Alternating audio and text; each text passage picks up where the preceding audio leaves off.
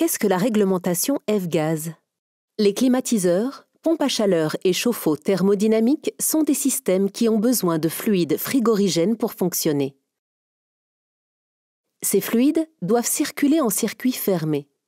Bien souvent, ces appareils sont vendus par des distributeurs à un installateur qui va raccorder et mettre en service l'équipement chez le client final. Dans le cas où l'équipement n'est pas installé selon les règles de l'art, le fluide frigorigène peut s'échapper du circuit. L'évaporation de ces gaz réfrigérants est très nocive pour l'environnement.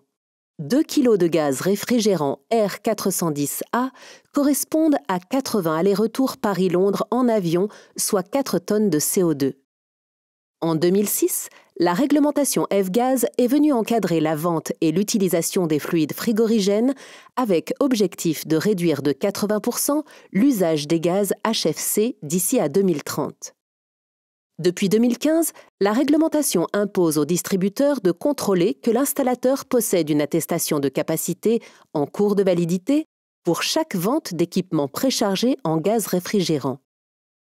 Un client qui ne possède pas d'attestation de capacité pourra tout de même acheter un appareil préchargé en gaz à condition qu'il signe un contrat avec un installateur détenant une attestation de capacité. Ce contrat d'assemblage et de mise en service d'appareils préchargés en gaz est le CERFA. Un client qui ne détient ni attestation de capacité ni CERFA ne pourra pas acheter d'appareils préchargés en gaz. Le respect de ces règles de vente garantit l'installation des appareils contenant des fluides frigorigènes selon les règles de l'art et limite la pollution de notre environnement.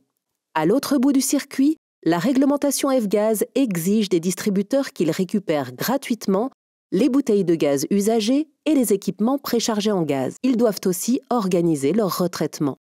L'application de la réglementation F-Gaz est très contrôlée et son respect par l'ensemble des vendeurs est une obligation professionnelle indispensable pour éviter des sanctions allant jusqu'à 2 ans d'emprisonnement et 75 000 € d'amende.